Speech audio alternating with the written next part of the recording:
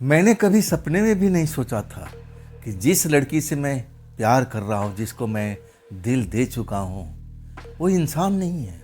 मैं कभी कल्पना भी नहीं कर सकता था वो इंसान की तरह दिखती थी, इंसान की तरह मेरे साथ बिहेवियर करती थी। हम दोनों प्यार करते थे, एक साथ खाना भी खाते थे। मुझे ज़रा भी डाउट नहीं था, ज़रा भी संदेह नहीं था कि जिस लड़की के प्यार के चक्कर में पड़ा हूँ वो इंसान तो है ही नहीं, वो तो एक प्रेतात्मा है। अगर मैं पहले जान लेता ना कि वो प्रेतात्मा है तो मैं उस गली से भी नहीं गुजरता। नमस्कार दोस्तों, मैं हूँ राज और ये है कहानी अनिल ट्रक ड्राइवर की।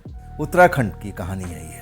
तो चलिए कहानी की शुरुआत करते हैं। लेकिन दोस्तों, कहानी में जाने से पहले मैं एक छोटा सा रिक्वेस्ट करता हूँ। इस चैनल पर बहुत सारी मेरी पुरानी कहानियाँ हैं, शायद आप उस कहानियों तक पहुंच नहीं पाए हो। प्ले लिस्ट में है, 4-4 5-5 प्ले लिस्ट मैंने बना रखा हूँ। मेरे डिस्क्रिप्शन में जाइएगा, उसका लिंक मैं दिया हूँ। वो भी कहानियाँ जैसे आज की कहानियाँ मज़ेदार आपको महसूस होती है, और ऐसी भी वो भी कहानियाँ हैं। उस कहानियों को भी आप जा कर के आनंद लीजिए। तो चलिए अब इस कहानी को शुरुआत करते हैं अनिल ट्रक ड्राइवर की। आपने सुना था, अनिल बोल रहे थे कि मैं एक ऐसी लड़की से प्यार करने लगा था जो प्रेतात्मा थी। बिल्कुल सही बात है, अनिल जी का कहना बिल्कुल सही है। तो चलिए कहानी का शुरुआत अनिल जी के शब्दों द्वारा करते हैं। दोस्तों, मेरा नाम अनिल है। मैं पेशे से ट्रक चलाने का काम करता हूँ, उत्तर प्रदेश का निवासी। लेकिन मेरा उत्तराखंड आना जाना लगा रहता था। कोई ना कोई 4 दिन पर, 5 दिन पर, या हफ्ता में या महीने में 4 चक्कर तो पक्का ही पक्का था कि मैं लेके अपना ट्रक जाता था। लेकिन जब मैं वहाँ पहुँचता था गोदाम के पास में, तब गोदाम बंद मिलता था। गोदाम सुबह खुलता था 9 बजे के आसपास। मैं अब ऐसी ट्रक लगा कर कहीं ना कहीं पर रात गुजारता था। कभी कभी इतने परेशानी मुझे झेलनी पड़ती थी। मैं कहूँ ना कि मैं आराम करना चाहता था, लेकिन कभी गर्मी, कभी मच्छर का ऐसा हमला होता था कि मैं सही ढंग से सो भी नहीं पाता था। लेकिन एक हमारे पिता का रिश्तेदार थे, उनके दोस्त भी थे। वहीं आसपास में फैक्ट्री से पहले उनका कॉलोनी था और रोड से कुछ ही दूरी पर उनका घर था। जब हमारे घर पर आए थे तो मैं भी उस टाइम घर पर था। और तब उन्होंने कहा कि अनिल, जब भी तुम इस फैक्ट्री में आओ ना, इंडस्ट्री एरिया में, अब तुम तो बताते हो ना कि मैं वहाँ पर ट्रक लगा के कहीं पर रात गुजारता हूँ, सही ढंग से सो नहीं पाता हूँ। अरे बेटा, हमारा घर है, बड़ा सा घर है, ट्रक लगाने का पूरा अच्छी जगह है, आराम से अपना ट्रक लगा सकते हो और आराम से तुम चैन से सो सकते हो। सुबह अपना ट्रक लेकर के गोदाम पर चले जाना। तुम ही तो बताते हो कि सुबह में 9 बजे के आसपास गोदाम खुलता है, तो तुम इतना कष्ट करने की ज़रूरत नहीं है। जब भी हमारे एरिया में आओ तो हमारे पास बिल्कुल चले आना, ये भी तुम्हारा घर है। अब इसके बाद क्या था, मैं पहली बार उस जगह पर पहुंचा था जहां पर अंकल जी का घर था, यानी मेरे पापा का दोस्त का था। रात के करीब 11 से ऊपर का टाइम हुआ पड़ा था। मैं पहली बार गया था और उस टाइम में मोबाइल फ़ोन भी नहीं हुआ करती थी। साल 1999 की बात थी। लगभग 26 साल के आसपास इस घटनाक्रम को हो गया है। लेकिन उन्होंने जो एड्रेस बताया था और उस एड्रेस से मैं आसानी से पहुंच गया था। 11 बजे के आसपास मैं वहां पहुंच गया। वो घर भी मुझे मिल गया जिसका वो निशानी बताए थे। बोले थे, बेटा, कोने पर एक पुराना सा घर है, देखने में बहुत पुराना लगता है, और उसी कोने के सामने में 2-3 मकान छोड़ कर के मेरा घर है। जब भी आओ पहचान बता चुका हूँ, और बिल्कुल झिझकना मत, आके दरवाज़ा बजा देना, मैं खोल दूँगा। तुम्हें ट्रक में आराम से सोने के मतलब नहीं मिलता तो हमारे घर पर ज़रूर मिलेगा, पैर पसार कर सोना। पहली बार मैं भी गया था तो खाली हाथ नहीं गया था। पहले ही मैं कुछ फल फ्रूट, कुछ मिठाइयाँ उनके लिए लेके गया था। जब मैं वहाँ पहुँच गया और अंदाज़ा लगाने लगा कि यही तो पुराना मकान है, 2 मंजिल बना हुआ है, जैसा अंकल जी बता रहे थे, कोने का यही मकान है। लेकिन अब उसके सामने में 2-3 घर छोड़ के बताए थे। मैं उन गलियों में चक्कर लगा लिया था, लेकिन कुछ नाम वगैरह कुछ लिखा हो और मकान नंबर लिखा हो तभी इंसान पहचान जाए। मैं पहचान ही नहीं पाया। मैं ये नहीं चाहता था कि मैं गलत घर का दरवाज़ा खटखटाऊं, लेकिन रात का टाइम था, कोई मुझे दिखाई नहीं दे रहा था, मैं हिचक रहा था। थोड़ा मैं उस टाइम शर्मीला किस्म का इंसान था। मैं अब रुक गया। कभी दूसरे घर को देख रहा हूँ, कहीं पर कुछ लिखा हो, लेकिन ऐसा नहीं होता है। तभी मुझे एक आवाज़ सुरीली से सुनाई देती है। आवाज़ किसी लड़की की थी, बहुत ही मीठी आवाज़ थी। जब मैं पलट के देखता हूँ तब उसी मकान के पहले माले पर एक खिड़की खुली हुई थी। खिड़की में से मंद मंद रोशनी निकल रही थी और वो लड़की खिड़की पर खड़ी हुई अब मुझे आवाज़ दे रही, अरे आइए, इधर आइए, क्या काम है, किसका घर में जाना चाहते हैं। मैं सोचा चलो ये तो अब जगी हुई है, चलो इसी से पूछ लेते हैं। अब मैं उस खिड़की पर चला जाता हूँ। जब मैं पहली बार उस लड़की को देखता हूँ ना, तो मन डोल जाता है। इतनी सुंदर लड़की, मैं तो देख करके आश्चर्य में था। कमाल की खूबसूरत है। ये लड़की मेरे जीवन में आ जाती तो कितना बढ़िया होता।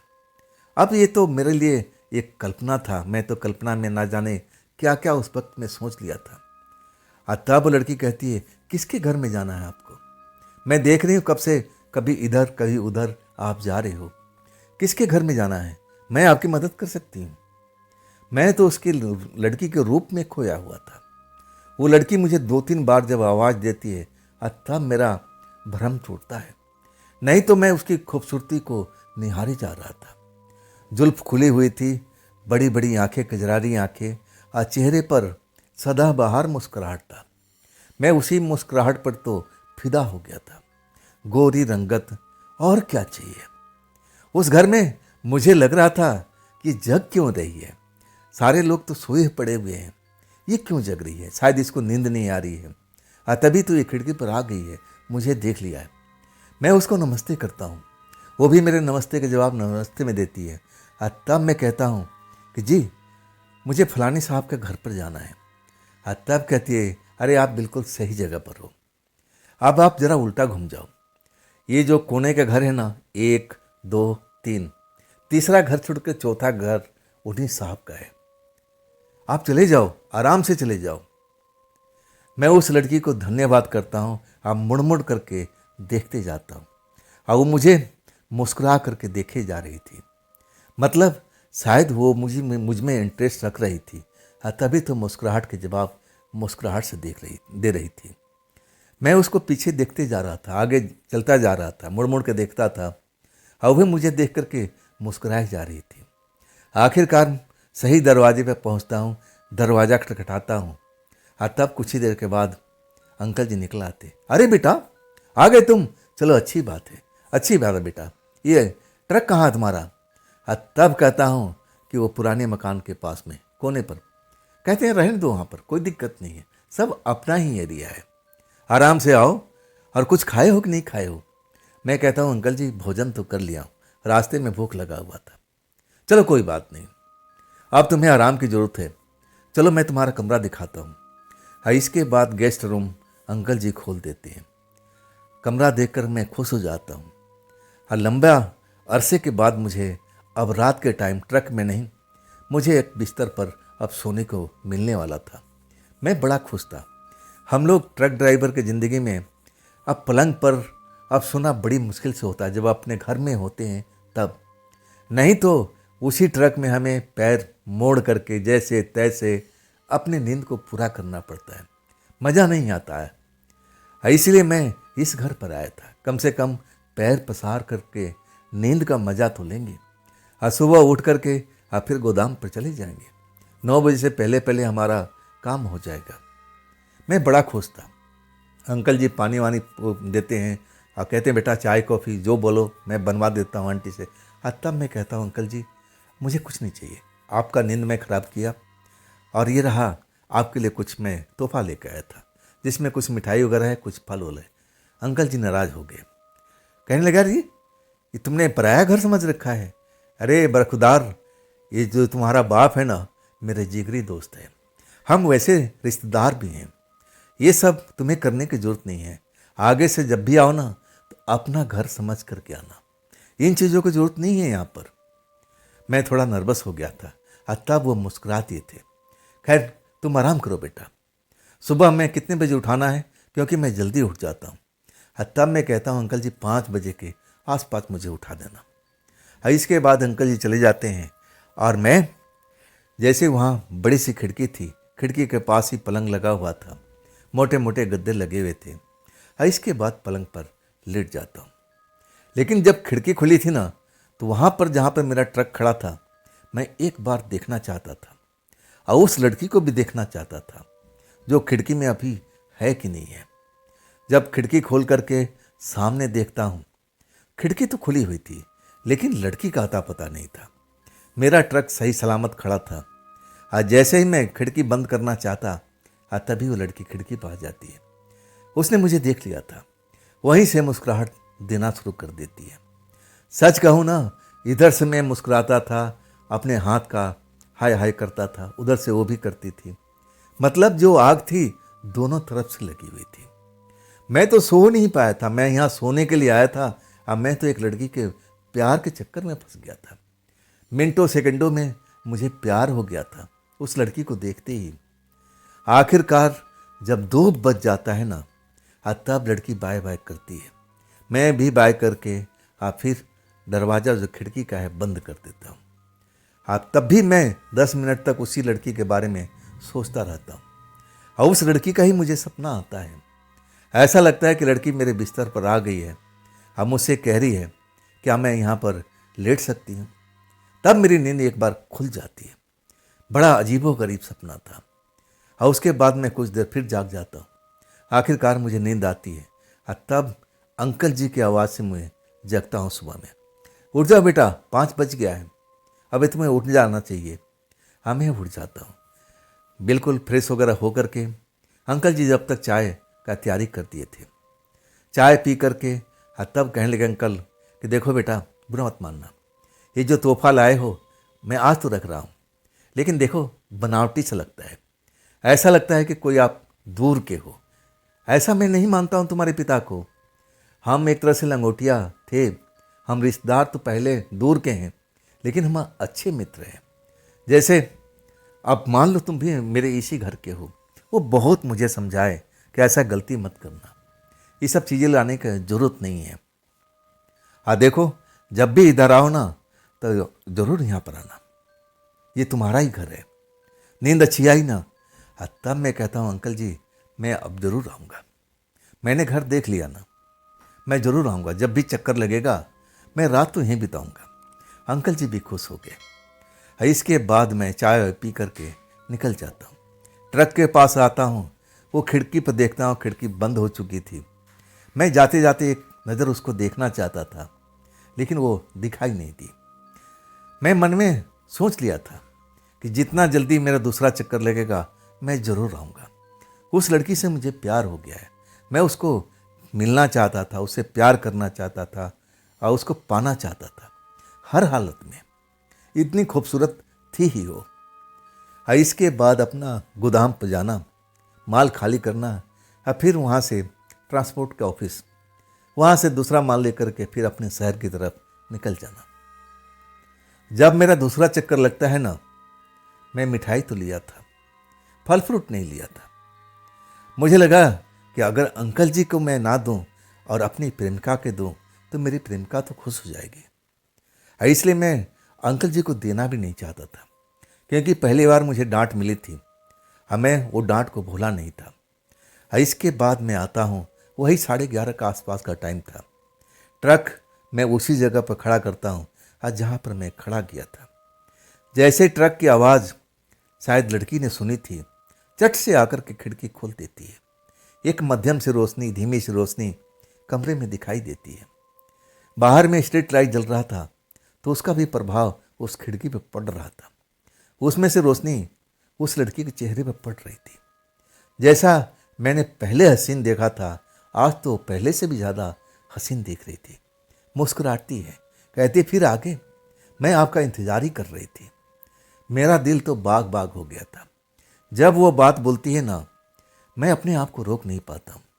मिठाई का डब्बा लिए हुए था, खिड़की पर पहुँचता हूँ, अब मिठाई का डब्बा पकड़ा देता हूँ। ये आपके लिए, मैं अपने शहर से लेकर आया हूँ, आप चख करके देखिए कैसा मिठाई है। ऐसा मिठाई यहाँ पर नहीं मिलेगा। ये हमारे यहाँ का फेमस हलवाई का स्पेशल मिठाई है जो मैं आपके लिए लेकर आया हूँ।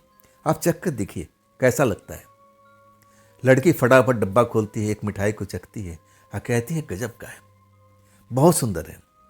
तो आज आप वहीं पर रुकने वाले हैं। तब मैं कहता हूँ हाँ, अब तो आना जाना लगा रहेगा। आप ही की वजह से मैं जल्दी आया हूँ, नहीं तो मैं महीने में 2-4 बार ही आता हूँ। अब तो मुझे लगता है कि जल्दी जल्दी आना पड़ेगा। तब लड़की झेप जाती है, मुस्कुराती है, ऐसा क्या है मेरे में, ऐसा क्या है। तब मैं जवाब देता हूँ कि जो आप में है और किसी में नहीं है। मैं तो आपको पहली बार देखा तभी मैं समझ गया था कि आप मेरी ज़िंदगी में बहुत कुछ कर सकती हैं, मेरी ज़िंदगी को संवार सकती हैं। मैं आपके प्यार में पड़ चुका हूँ, अब आप क्या कहती हो। तब वो लड़की सही से जवाब देती है जैसा मैंने दिया था कि मैं भी आपसे प्यार करने लगी हूँ।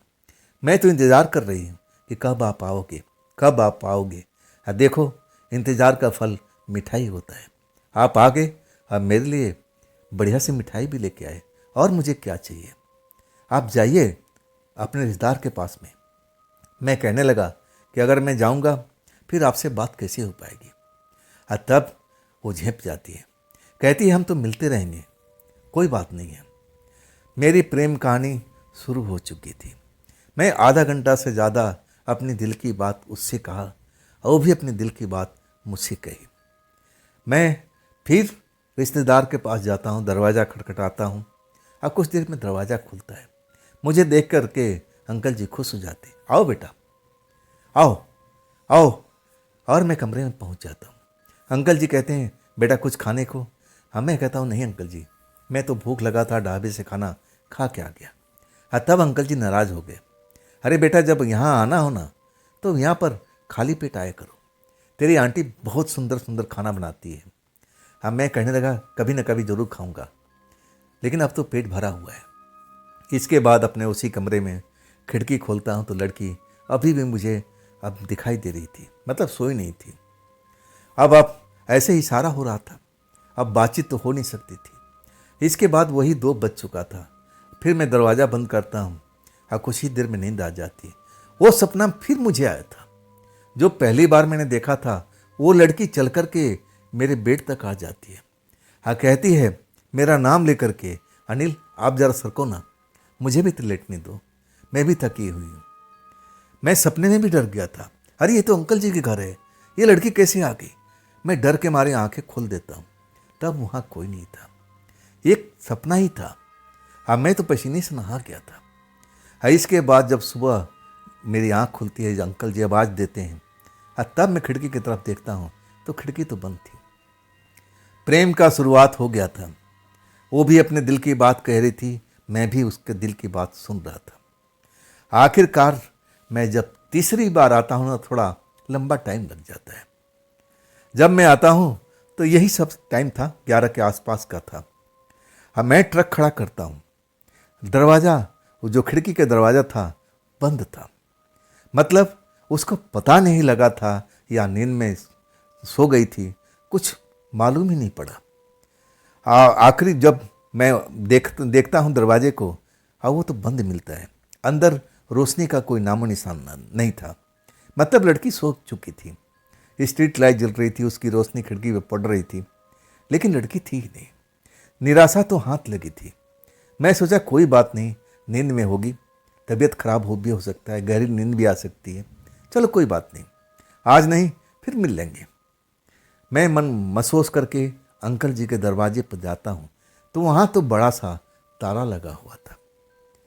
मेरा अब वहाँ पर सोच करके दिल घबरा गया कुछ देर के लिए, ये लोग कहाँ गए, ये लोग कहाँ गए। मैं अब ऐसी जगह पर आ गया था, अब जिस जगह पर मैं रात गुजारना वाला था, लेकिन वहाँ पर इतना बड़ा मोटा सा तालाब देख करके मन खट्टा हो गया था। ये लोग कहाँ गए भाई, कहाँ गए। लेकिन अब क्या, दरवाज़ा बंद, ताला लगा हुआ है। अब तो मैं आकर के ना इधर के था ना उधर का था। मुझे लगने लगा कि अब तो मुझे उसी गोदाम के आसपास में जाना पड़ेगा। जैसे पहले मैं सोया करता था, अब उसी तरह रात बितानी पड़ेगी। अब तो ये लोग कहीं जा चुके हैं। मैं मायूस होकर के लौटने लगता हूँ उस खिड़की की तरफ जहाँ पर मेरा ट्रक खड़ा था। ट्रक के पास खिड़की पर नज़र डालता हूँ, खिड़की भी बंद थी। मेरी हिम्मत नहीं हुई थी कि मैं उस खिड़की को खड़का सकूं। अरे भाई, उनका अंदर में परिवार होगा, कोई गलती से आकर के दरवाज़ा खोल दे खिड़की का, अब मुझे देख के पूछ ले क्या बात है, आप कौन हैं, तब मैं क्या जवाब दूंगा। मैं थोड़ा हिचक रहा था। आखिरकार मुझे लगने लगा कि चलो, वो भी ताला बंद है, इधर भी खिड़की बंद है, अब यहाँ क्या रुक के करना है, चलो उसी गोदाम पर चलते हैं। जैसे ही ट्रक पर चढ़ने का कोशिश कर रहा था, तभी वो चट से खिड़की खुल जाती है। अंदर हल्की फुल्की रोशनी नजर आती है और उसी लड़की का मुस्कुराता हुआ चेहरा मुझे खिड़की पर दिखाई देता है। मुझे देख करके आवाज़ लगाती है, अनिल अनिल, तुम कहाँ जा रहे हो, कहाँ जा रहे हो, इधर आओ इधर आओ। मैं देख करके उसको खुश हो गया था। चलो, इसका नींद तो कम से कम टूटी। मैं जाता हूँ और फिर मैं उसके लिए ज़रूर मिठाई लाता था। आज ही मिठाई लाया था, वही महंगी वाली मिठाई। मिठाई उसको पकड़ाता हूँ और तब मैं अब शिकायत करता हूँ, देखो ना अंकल जी शायद कहीं चले गए, मोटा सा ताला लगा हुआ है, आज मैं रात कहाँ बिताऊँगा। लड़की के चेहरे पर मुस्कुराहट तोड़ जाती है। कहती, हाँ अंकल जी कुछ दिन के लिए कहीं गए हुए हैं, मैं उनको जाते हुए देखी थी, वहाँ पर टैक्सी लगा था और सूटकेस वगैरह वो लोग शायद गांव गए होंगे। कोई बात नहीं। मैं कहता हूँ कि कैसे कोई बात नहीं है, मैं रात कहाँ बिताऊँगा, अब तो मुझे अपने गोदाम के पास जाना पड़ेगा। और तब लड़की मुस्कुराते हुए कहती है, मैं हूँ ना यहाँ पर, मेरे रहते हुए आप कहाँ जाओगे, आओ आओ हमारे कमरे में आओ, हमारे घर के अंदर आओ, जैसे तुम्हारे रिश्तेदार हैं मुझे भी ऐसा समझ लो। मैं तो तुम्हें प्रेम करती हूँ और तुम भी मुझसे प्रेम करते हो, ये मौका शायद हमारे लिए बना हुआ है और तभी तो अंकल जी गए हुए हैं, ये रात का हमें फ़ायदा उठाना चाहिए। मैं डर गया था उसकी बात सुन करके। मैं कहने लगा, तुम्हारा परिवार, और तब हंसते हुए कहती है, बस परिवार में मेरे बापू और वो नाइट ड्यूटी में काम करते हैं, फैक्ट्री में, जहाँ आपका गोदाम है ना वहीं पर एक फैक्ट्री में काम करते हैं। अब तो सुबह 8 बजे आएंगे, इस वक्त में हमारे घर में कोई नहीं है मेरे अलावा, आ सकते हो, और आप तो जल्दी जाओगे, बापू को तो पता भी नहीं लगेगा, मैं अब 5 बजे आपको उठा दूंगी और आराम से आप चले जाना, किसी को पता भी नहीं लगेगा कि आप यहाँ पर आए थे। मेरा दिल तेजी से धड़क रहा था। मैं भी उस लड़की के साथ बात करना चाहता था, उसे एकांत में मिलना चाहता था, मेरी भी दिल की इच्छा थी, लेकिन इतना जल्दी वो समय आ जाएगा मुझे नहीं पता था। मेरा दिल है ना ऐसा धड़क रहा था कि कहीं बाहर न निकल जाए। हाँ, मैं डरा हुआ भी था। मैं आसपास देख रहा था, कोई मुझे देख तो नहीं रहा है। अगर कोई घर, कोई खिड़की खुली होती, अब मैं ऐसा काम नहीं करता, लेकिन देख लेता हूँ कि सब दरवाजे बंद हैं, सबके घर की रोशनी बंद है, सब खिड़की बंद है। मुझे डर था अंकल जी का, कि अंकल जी तक ये बात पहुँच जाएगी और तब मेरे लिए बड़ा मुश्किल हो जाएगा। वो बात मेरे पापा तक पहुँचेगी और पापा कितने गुस्से वाले हैं मैं अच्छी तरह से जानता था। हाँ, मेरी जिद को ज़रूर पूरा करते थे, लेकिन ऐसे मामलों में नहीं। वो कहते थे कि बेटा हमारा संस्कार है, हम संस्कार से चलते हैं, हमारा शादी ब्याह वहीं होता है जहाँ पर हमारे जो बड़े लोग कहा करते हैं, हम भी ऐसे ही करेंगे, तुम्हारा शादी किसी संस्कार वाली लड़की से करेंगे। मैं जानता था।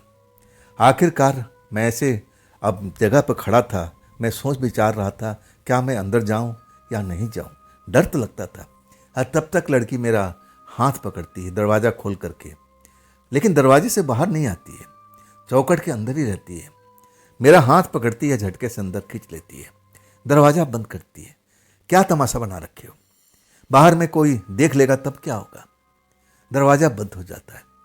मेरी सांस तेज तेज चलने लगती है। अब क्या, अब क्या। और तब तक वो मुझे खींच करके अपने बिस्तर तक ले जाती है।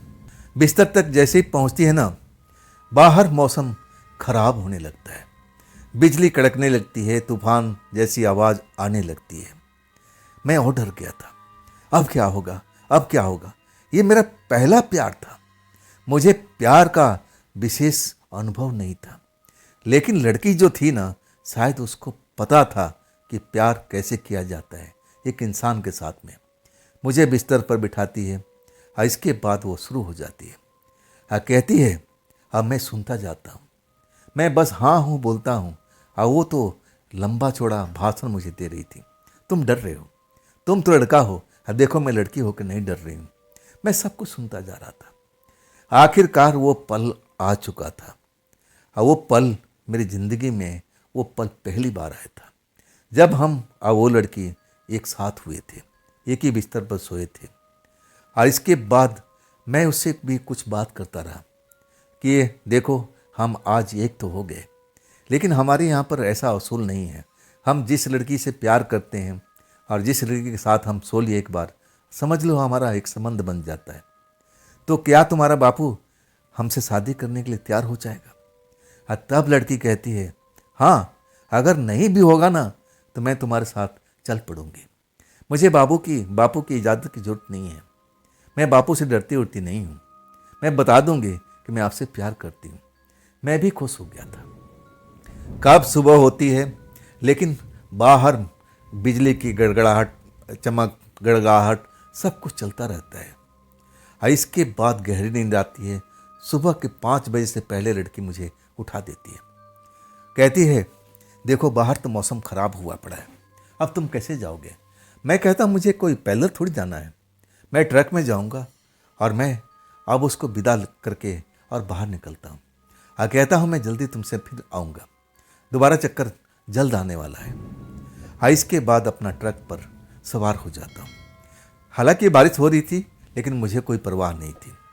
मैं अपना गोदाम पर पहुँचता हूँ, 9 बजे तक इंतज़ार करता हूँ। लेबर आती है, ट्रक खाली हो जाता है। फिर मैं अपना दूसरा चक्कर लेकर के अपने शहर की तरफ निकल जाता हूँ। लेकिन इस बार चक्कर मुझे इस जगह का नहीं मिल रहा था। मुझे कम से कम 20 दिन तक इंतज़ार करना पड़ा था और तब मुझे चक्कर मिला था। वही मिठाई जो लड़के लेके जाता था, विशेष हलवाई की मिठाई लेता हूँ। अब मन बड़ा खुशी था। मैं मन ही मन कल्पना कर रहा था और भगवान से दुआ भी मांग रहा था कि अंकल जी ना आए, मैं जब पहुँचूँ तो वहाँ पर ताला ही लगा मिले। मैं तरह तरह का कल्पना करता हूँ और फिर मैं सोचता हूँ कि अगर मैं वहाँ पहुँच गया, अंकल जी का ताला नहीं लगा होगा, तो कि मैं क्या करूँगा? लड़की के पास चला जाऊँगा, अंकल जी को पता भी नहीं चलेगा। ना जाने मन में कैसे कैसे शैतानी बात सोचने लगता हूँ। उस लड़की के प्यार में इतना पड़ चुका था कि मैं उसके साथ रात गुजारना चाहता था। आखिरकार मैं 11 बजे से ऊपर ही टाइम में वहाँ पहुँचता हूँ जहाँ पर मैं ट्रक खड़ा करता था। और तब मैं सबसे पहले अंकल जी के दरवाजे पर जाता हूँ और तब ताला नहीं लगा हुआ था। मैं उसी टाइम अगर कमरे में जा सकता था, दरवाज़ा खटखटा सकता था, लेकिन मेरे मन में अब वो लड़की का ख्याल था। ये मौका मैं गंवाना भी नहीं चाहता था। मैं आता हूँ, अभी तक खिड़की बंद थी। अब तो मुझे पता चल गया था उसके बापू फैक्ट्री में नाइट ड्यूटी का काम करते हैं, मतलब घर में तो होंगे ही नहीं। मैं धीरे धीरे खिड़की पर दस्तक देने लगता हूँ। दस्तक देता हूँ, फिर शांत हो जाता हूँ। 3-4 बार दस्तक देते ही और फिर वो खिड़की खुल जाती है। वही कमरा मुझे दिखता है, वही रोशनी और उस लड़की का सुंदर चेहरा मुझे देख के खुश हो जाती है। झट से आके दरवाज़ा खोल देती है और मेरा बाजू पकड़ के अंदर खींच लेती है। अंदर आओ, बाहर मत खड़े हो, बाहर मत खड़े हो। मैं अंदर आ जाता हूँ, लेकिन आज अंकल घर पर ही थे, ताला नहीं लगा हुआ था। मैं लड़की से कहता हूँ, अंकल का आज ताला नहीं लगा है। और तब कहती है, हाँ मैं जानती हूँ अंकल आ गए हैं, अंकल तो तुम्हारे आ गए हैं, लेकिन छोड़ो ना अंकल को, उनको तो पता भी नहीं लगेगा कि तुम इस घर में आए हुए थे। चलो हम शुरू होते हैं, अपना प्रेम करते हैं। मिठाई में देता हूँ, मिठाई खाती है और मुझे भी खिलाती है। वाकई में उस मिठाई का टेस्ट बहुत गजब का था। और इसके बाद सारी रात हम वहीं बिताते हैं। सुबह 5 बजे मैं अपना ट्रक स्टार्ट करता हूँ और फिर अपने गोदाम पर, मतलब है अंकल जी के घर पर जाना ही नहीं चाहता था। मुझे लगा कि वहाँ जाने कोई फ़ायदा ही नहीं है। जो कुछ मैं सोचा था वैसा ही ये रात में क्या था। और इसके बाद वो लड़की जिस तरह से मुझ पर हावी होती है ना, मैं जिस तरह से वो प्यार करती है, मुझे लगने लगा कि इसके बगैर मैं रह ही नहीं पाऊंगा। अगले चक्कर में जाता हूँ तो फिर मैं ऐसा ही करता हूँ। मैं अंकल जी के घर का दरवाज़ा नहीं खटखटाता हूँ, उसी लड़की के घर में मैं चला जाता हूँ। तब मैं कहता हूँ कि आप मेरे से शादी करोगी? कहती है, हाँ, मैं आपसे साथ शादी करने के लिए तैयार हूँ। लेकिन मेरे बापू मानेगा नहीं, मुझे तो आपके साथ भागना पड़ेगा। अब मैं भी अब लड़की के बारे में ज़्यादा सोच विचार करने लगा था। मैं कहने लगा कि अगर आपको बापू माना करेगा तब क्या करोगे? कहती है, वो मेरा कुछ नहीं बिगाड़ पाएगा, वो मेरा कुछ नहीं बिगाड़ पाएगा। तब एक बात जो बोलती है, तब मैं दहल जाता हूँ। वो बात सुनते ही ऐसा लगा कि मैं कहाँ पर खड़ा हूँ भाई। मैं कहता हूँ, कैसे अपने बापू का क्यों नहीं बात मानूंगी? तुम्हारा बापू है भाई, तुम्हें पाल पोस के बड़ा किया है, तुम्हें तो उसकी बात मानना चाहिए। इजाज़त तो हमें लेनी पड़ेगी। मैं कल दिन में आता हूँ, तुम्हारे बापू से मिलता हूँ। तब वो लड़की थोड़ी देर के लिए शांत हो जाती है, मेरी तरफ देखने लगती है। फिर उसकी आंखों से आंसू निकलना शुरू हो जाता है। उसकी आंखों के आंसू देख करके मैं हैरान हो जाता हूँ। क्यों रो रही हो? मैं उससे पूछता हूँ, चुप कराने की कोशिश करता हूँ, लेकिन जितना चुप कराता हूँ उतना ही तेज उसकी आंखों से आंसू निकलने लगता है। मैं डर जाता हूँ। मैं बोलता हूँ, ऐसा क्यों रो रही हो, बात क्या है? तब बड़ी मुश्किल से शांत होती है। मेरे सीने पर लग के कहती है, अनिल, मैं तुमसे एक बात करना चाहती हूँ। मैं बोला, एक नहीं तुम दो बात करो, लेकिन तुम रोना नहीं, तुम बिल्कुल रोते हुए अच्छी नहीं लगती हो। तब कहती, कौन रोना चाहता है, लेकिन मेरी मजबूरी है। तब मैं रो पड़ी हूँ। मैं कहता हूँ कि कैसा मजबूरी? तुम्हारा बापू है भाई, एक बार तो बात करनी पड़ेगी। अगर वो ना करता है तब हम कोई फैसला लेंगे, हम जल्दीबाजी में कोई काम नहीं करेंगे। तब वो कहती है, बापू बिल्कुल नहीं मानेगा। मैं कहता, मैं सुबह आता हूँ ना, बापू से बात करता हूँ। तब लड़की कहती है, मैं जिसको बापू कहती हूँ ना, वो एक तांत्रिक बाबा है। मैं कहने लगा, तांत्रिक बाबा और तुम्हारा बापू? तब कहती, नहीं, बापू नहीं है, मैं तो ऐसे ही बोल दिया था, वो तो बाबा है, बाबा, तांत्रिक बाबा। मैं पूछता हूँ, फिर तुम कौन हो? क्या तांत्रिक बाबा की बेटी नहीं हो? तब कहती, नहीं, मैं तांत्रिक बाबा की बेटी नहीं हूँ, मैं एक प्रेत आत्मा हूँ। तांत्रिक बाबा ने मुझे इस घर में कैद कर रखा है। काफ़ी दिनों से इस घर से मैं बाहर जाना चाहती हूँ, बाहर का दुनिया देखना चाहती हूँ। मैं तुम्हारे साथ प्रेम करना चाहती हूँ, आज़ादी चाहती हूँ। क्या तुम मुझे आज़ादी दोगे? मैं कहता हूँ कि तुम पागल हो गई हो, तुम अपने आप को प्रेतात्मा कह रही हो। कहाँ से प्रेतात्मा हो? तुम तो इंसान की तरह हो। मैं तो प्रेतात्मा के बारे में जो भी जाना हूँ, वो प्रेतात्मा तो बहुत ही अब तुम्हारी तरह सुंदर थोड़ी होती है। वो तो भयानक रूप होता है उनका, उनको देख के इंसान डर जाते हैं। प्रेतात्मा लोगों को जख्म देती है, डराती है, उनको कष्ट देने का काम करती है। लेकिन तुम तो ऐसी नहीं हो, तुम तो प्रेतात्मा हो नहीं सकती, ये मजाक कर रही हो ना? तब वो फिर रोने लगती है। कहती है, नहीं अनिल, मैं वास्तव में एक प्रेतात्मा हूँ, एक दुखी प्रेतात्मा।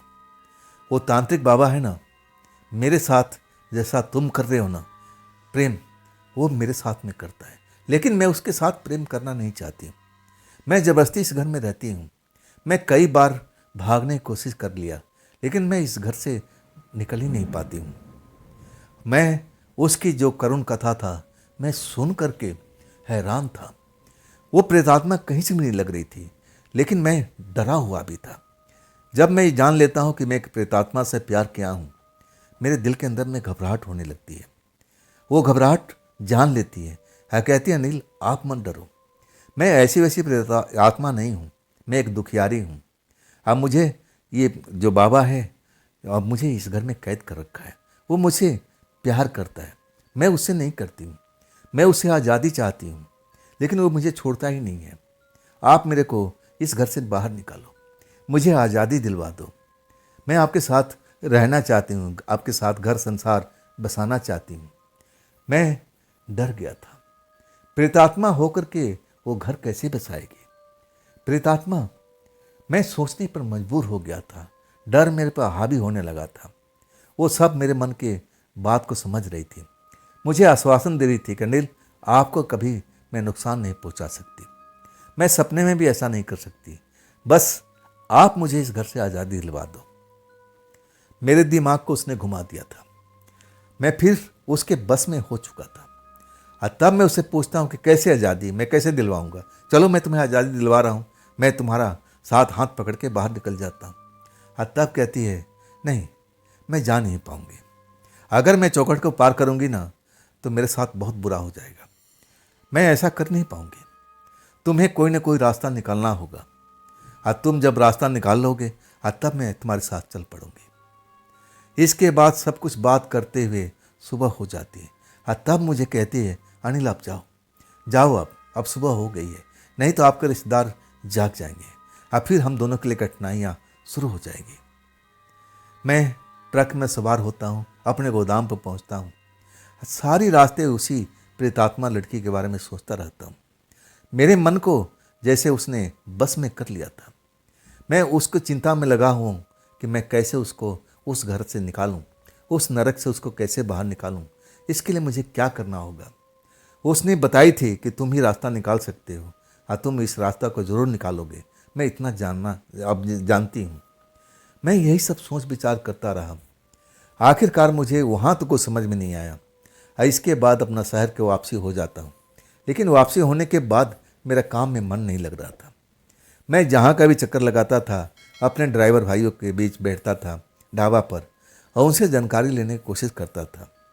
मैं किसी ऐसे तांत्रिक से मिलना चाहता था जो मेरे काम को आसानी से करवा दे। आखिरकार एक तांत्रिक का पता चलता है जो अच्छे तांत्रिक थे लोगों की नज़र में, उनके पास पहुँचता हूँ। मैं सब कुछ बता देता हूँ, अपने बारे में छुपा लेता हूँ। ये मैं बोल देता हूँ कि मेरे एक दोस्त के साथ में ऐसा हुआ है। तांत्रिक बाबा कहते हैं, फिर आपको दोस्त कहाँ है, उसको लेके आओ, जब तक वो नहीं आएगा तब तक मैं कुछ नहीं कर पाऊँगा। मैं तो बड़ा मुसीबत में फंस गया था। मैं अपने आप को वहाँ पर सामने नहीं आना चाहता था, लेकिन मजबूरी थी। आखिरकार मैं सच बोलता हूँ कि वही लड़का मैं हूँ। तांत्रिक बाबा मुस्कुराते हैं और कहते हैं, तो मैं तो पहले ही समझ गया था, तुम्हारे मुंह से मैं सुनना चाहता था। हाँ, उसकी आज़ादी हो सकती है, आज़ादी तुम करवा सकते हो, लेकिन उसके लिए बहुत कुछ काम करना पड़ेगा। मैं तुम्हें ये यंत्र बना के दूंगा, लेकिन इसमें खर्चे वर्चे बहुत आएंगे। मैं कहता हूँ मुझे खर्चे की परवाह नहीं है, मैं चाहता हूँ कि उसको नरक से निकाला जाए और मैं आपके लिए यहाँ पर इसी चीज़ के लिए आया हूँ। आप हमारी मदद कीजिए, मेरी मदद कीजिए। और तब वो मुस्कुराते कहते हैं कि कोई बात नहीं, मैं उस यंत्र को बना दूंगा।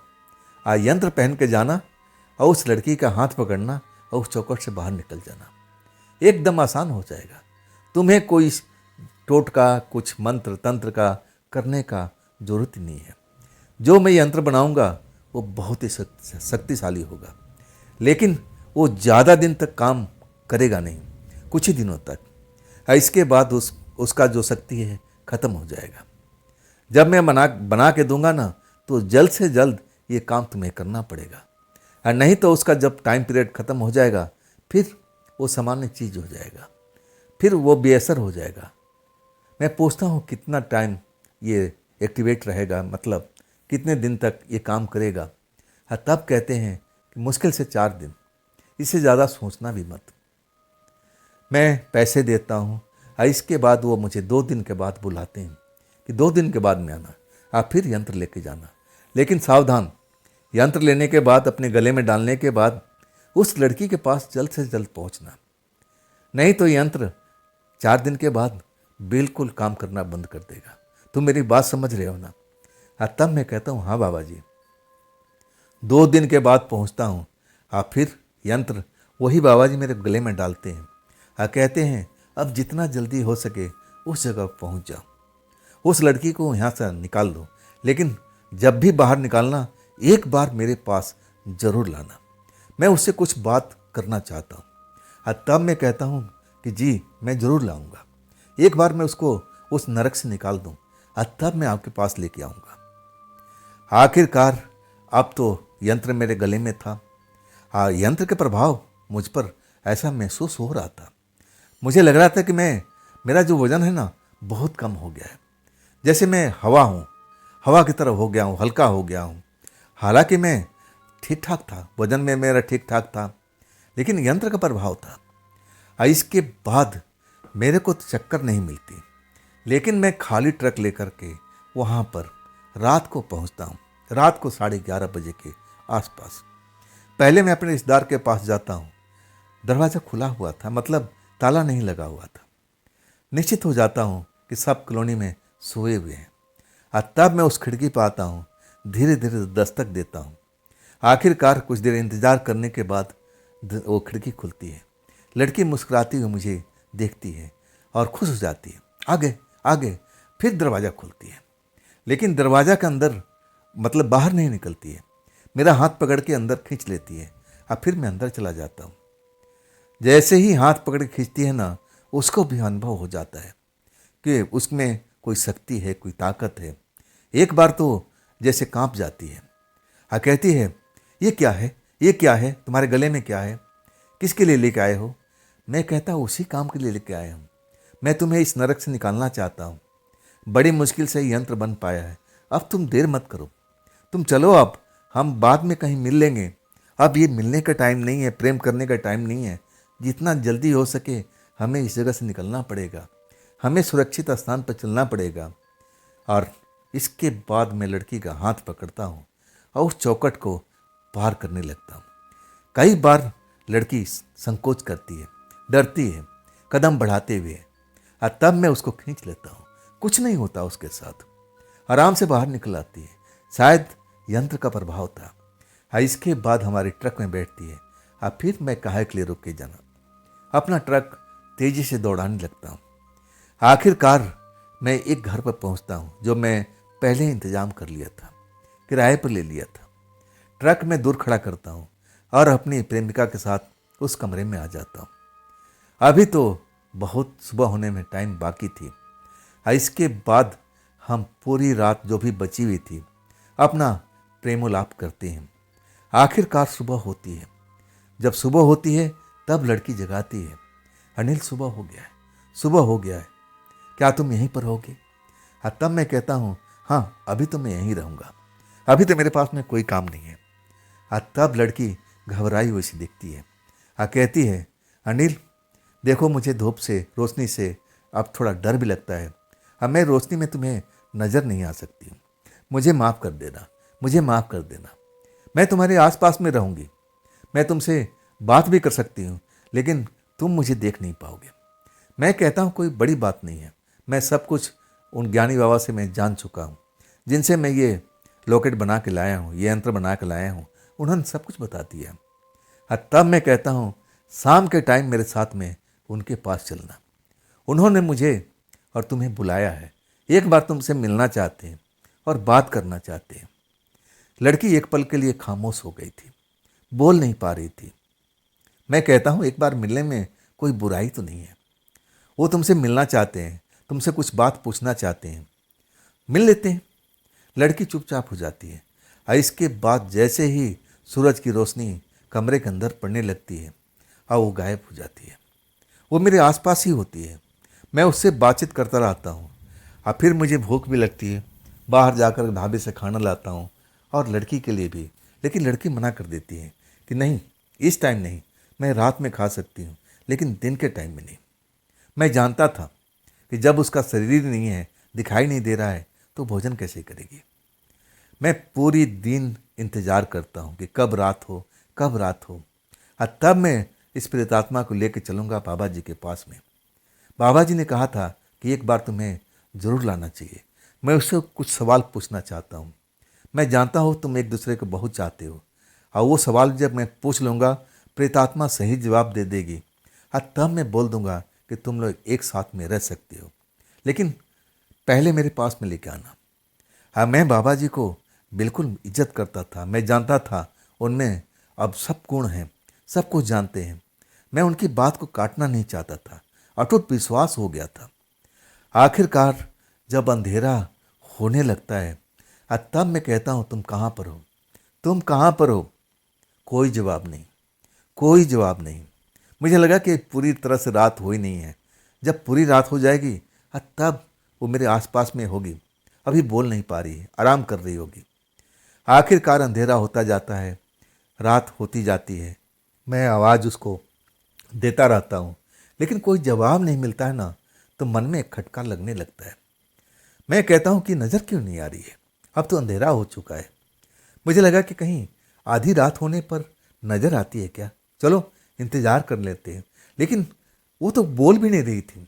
मैं उसको आवाज़ देता हूँ, तुम कहाँ पर हो, कहाँ पर हो, तुम मुझसे बात क्यों नहीं कर रही हो, लेकिन कोई जवाब ही नहीं मिल रहा था। हर तरफ खामोशी खामोशी। कोई मुझे अब कोई बोलता हुआ महसूस ही नहीं हो रहा था, जैसे वो प्रेमिका मेरे साथ में बात करती थी। दिल तो धड़कने लगा था। मुझे लगा कि लड़की मेरे साथ धोखा तो नहीं किया है, मेरे साथ में कुछ उल्टा पुल्टा तो नहीं करेगी। अभी भी वो यंत्र मेरे गले में था, और जब तक यंत्र था मुझे किसी चीज़ की परवाह नहीं थी। आखिरकार आधी रात भी होती है। मैं खाना लेके आता हूँ, खाना खाने के लिए उसको बुलाता हूँ, और तब वो हाजिर नहीं होती है। मुझे खटका होने लगता है। मैं पूरा घर को छान मारता हूँ, छोटे से घर में वो कहाँ छिपी होगी। ना जाने कितनी बार आवाज़ लगाता हूँ। मुझे एक बार तो लगा कि शायद यंत्र है, यंत्र की वजह से तो नहीं हो रहा है, लेकिन मैं यंत्र निकालना भी नहीं चाहता था। बाबा जी ने कहा था कि एक बार यंत्र गले से निकाल दिया ना, यंत्र का प्रभाव खत्म हो जाएगा। मैं डर रहा था, लेकिन मैंने रिस्क लेना उचित समझा।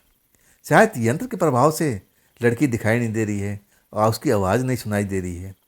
मैं क्या निकालूं, और आखिरकार फैसला लेता हूं कि हाँ, अब तो निकालना पड़ेगा। निकाल लेता हूं, लेकिन ये क्या, यंत्र निकालने के बाद भी वो लड़की मेरे आसपास में नहीं दिखती है। मैं आवाज़ लगाता हूँ, और तब मुझे लगने लगता है कि मैं तो चला गया। वो लड़की मेरे साथ में प्रेम जाल का नाटक करके वो अपनी आज़ादी चाहती थी, जिसके लिए मैंने न जाने क्या क्या किया। मैं उसके साथ में प्रेम किया, असली प्रेम किया था, पहला प्रेम किया था। प्रेम का मैं जो वो हाल जाना था, महत्व जाना था, उसी लड़की के द्वारा। और वो लड़की मेरे साथ डबल गेम, मुझे प्यार भी किया और अपनी आज़ादी भी पाली, और इसके बाद रफ्फू चक्कर हवा की तरह उड़ गई थी। मेरे आंखों से आंसू निकल रहे थे। मुझे लग रहा था कि मैं तो ठगा गया। सारी मेहनत करके, सब कुछ करके मैं उसको उस नरक से बाहर निकाला, उस घर से बाहर निकाला, और मुझे क्या मिला, मुझे क्या मिला? मैं ठगा गया, दिल टूट गया था। मैं तो रोता रहा था, रोता रहा था, सारी रात उसको पुकारता रहा था एक प्रेमी की तरह, लेकिन उसने मेरी पुकार नहीं सुनी। आखिरकार कब मुझे नींद आती है, और तब एक सपना आता है। सपने में वही लड़की मुझे नजर आती है, मेरे पास में बैठी हुई, और कहती है, अनिल, आपने मेरे साथ में बहुत बड़ा उपकार किया है, मुझे आज़ादी दिलवाई है। अगर मैं आपसे प्यार नहीं करती, प्यार करने का ढोंग नहीं करती, तब मेरे आप नज़दीक नहीं आते। इसके लिए मैं माफ़ी चाहती हूँ। मैं भी आपसे प्यार करती हूँ, अभी भी करती हूँ, लेकिन मैं आपके साथ रह नहीं सकती। मैं एक प्रेतात्मा हूँ ना, मैं आपके साथ कैसे रह सकती हूँ? मैं जो हूँ मैं वैसा ही हूँ। मैं आपके आसपास में हूँ, लेकिन आप मुझे देख नहीं पाओगे जब तक मैं नहीं चाहूँगी। और रहा आपका ज़िंदगी के सवाल, हाँ, मैंने आपके साथ छल किया है, धोखा किया है, मैंने झूठ बोला है, आपको फंसाया है, लेकिन अपनी आज़ादी के लिए। इसमें मेरा हित था, आपका कोई हित नहीं था। आप तो मुझसे सच्चे प्यार करते थे, हाँ, तभी तो आप मेरे पास में आए, मुझे उस नरक से बाहर निकाला। लेकिन मैं इंसान नहीं हूं ना। अनिल, आपकी ज़िंदगी बहुत लंबी है। मैं आपको सुझाव दूंगी, आप एक सुंदर से लड़की से प्रेम कीजिए या न मत कीजिए, लेकिन शादी जरूर कीजिए, और तभी आपका घर आगे बढ़ेगा। मैं तो एक प्रेतात्मा हूँ, मैं मान भी लेती हूँ कि आपके साथ में रहूँगी, तो आप मुझसे क्या मिलेगा? मैं मानती हूँ कि आपका शारीरिक भूख को मैं शांत कर सकती हूँ, लेकिन ज़िंदगी आगे बढ़ाने के लिए वंश की भी, औलाद की भी ज़रूरत पड़ती है। मैं तो वो दे नहीं पाऊँगी ना। अब आप मेरी बात समझ रहे हैं ना? मेरी बात को आप बुरा मत मानिएगा। हाँ, मैं अपने आप को दोषी जरूर मानती हूँ, मैं पूरी तरह से आपका दोषी हूँ, लेकिन आपसे मैं दूर नहीं हूँ, मैं आपके आस ही पास हूँ। जब मुझे लगेगा कि आपके पास आना चाहिए, मैं आपके सामने हाजिर हो जाऊंगी। मैं आपकी इज्जत करती हूँ और सदा करती रहूंगी, जब तक इस जोनी में रहूँगी, मैं आपको भूलूंगी नहीं। जब भी जरूरत पड़ेगा तो आपके सामने हाजिर हो जाऊंगी। और उसके बाद वो लड़की चली जाती है। मैं सपने में उसको रोकना चाहता हूँ, मेरे आंखों से आंसू निकल रहा है, लेकिन सपने में आवाज़ निकल नहीं पा रही है। मैं चिल्लाता हूँ लेकिन आवाज़ नहीं निकल पाती है और आखिरकार मेरा नींद टूट जाता है। मैं देखता हूँ उसको अपने दरवाजे पर बाहर निकलते हुए, और तब मैं दौड़ता हूँ, तब तक वो बाहर निकल चुकी थी बिना दरवाज़ा खोले हुए। मेरे आंखों से फिर से आंसू निकलने जाता है। मैं आवाज़ लगाता हूँ, देखो तुम जैसे भी हो, तुम मेरे लिए हो। मैं मानता हूँ कि तुम एक प्रेतात्मा हो और तुमने सही बात बोला था। तुम मेरे घर नहीं बसा सकती, लेकिन मैं तुमसे प्रेम करता हूँ ना, मैं तुमसे प्रेम करता हूँ। तुम रुक जाओ, तुम रुक जाओ। लेकिन वो दोबारा नहीं आई थी। मैं बाबा जी के पास जरूर जाता हूँ, पूरी कहानी बताता हूँ, और तब बाबा जी कहते हैं कि भाई वो प्रेतात्मा थी, मैं जानता था तुम्हारे प्रेम का हश्र क्या होने वाला है, इसलिए तो मैं उसको बुलाया था। मैं ऐसी एक चीज़ देना चाहता था ताकि तुम्हारे साथ कभी वो धोखा ना कर सके। वो जानती थी, इसीलिए तुम्हारे साथ नहीं आए। उसका अब समझ लो, उसने तुम्हारे साथ जो भी किया अपनी आज़ादी के लिए किया, तुम्हारे प्रेम के लिए नहीं। और तब मैं वो सपना बताता हूँ बाबा जी को। बाबा जी रात सपने में आई थी और ऐसा ऐसा बात बोला। बाबा जी कहने लगे कि मैं मानता हूँ वो सच बोल रही है, लेकिन तुम्हारे साथ तो धोखा किया ना, तुम्हारे साथ छल किया ना, पहले बता देती। मैं भी इस चीज़ को मानता था कि उसने मेरे साथ में धोखा किया है, लेकिन मैं आज भी उससे प्रेम करता हूँ। हाँ, कभी कभी तो मैं किसी संकट में फंसता हूँ ना, मुझे लगता है कि मेरे आसपास में आज भी मंडरा रही हो। मुझे दिखाई नहीं देती, लेकिन वो एहसास कराती है कि तुम डरो मत। कभी कभी जब मेरा ट्रक किसी अनजान जगह पर, ऐसी जगह फंस जाता है जहाँ पर आसपास में कुछ नहीं होता है, ट्रक खराब हो जाता है, और तब मुझे डर लगता है, और तब मुझे एहसास दिलाती है कि अनिल डरो नहीं, मैं हूँ तुम्हारे पास में, आसपास में, तुमको कुछ नहीं होगा, मैं तुम्हारी रखवाली कर रही हूँ ना, तुम्हें डरने की जरूरत नहीं है। और वो एहसास मुझे होता था कि मेरे आसपास में हैं। कभी कभी वहाँ पर पेड़ जोर जोर से हिलने लगता था, ठंडी ठंडी हवा चलने लगती थी, और तब मुझे जरूर एहसास होता था कि वो प्रेतात्मा है मेरे पास में, मेरी रक्षक बनकर के आज भी मेरे साथ परछाई की तरह घूम रही है, और जबकि मैं शादीशुदा हो चुका था। तो दोस्तों, ये थी अनिल जी की भेजी हुई अपनी आप बीती। ये आप बीती आपको कैसी लगी, कमेंट में ज़रूर बताइएगा। अगर आपके पास भी ऐसी कोई अपनी आप बीती है, कोई घटना है, कोई कहानी है, तो आप मुझे इंस्टाग्राम पर, मेरे व्हाट्सएप नंबर पर, मेरे मेल आईडी पर आप ज़रूर शेयर कीजिएगा। और दोस्तों, ये भी चैनल आप ही का है, तो इसको भी अपना प्यार दीजिए, लाइक कीजिए, सब्सक्राइब कीजिए, शेयर कीजिए अपने दोस्तों को, और हाइप वाले बटन को ज़रूर दबाइएगा। मिलते हैं फिर इसी चैनल पर एक नई कहानी, एक नई घटना के साथ में।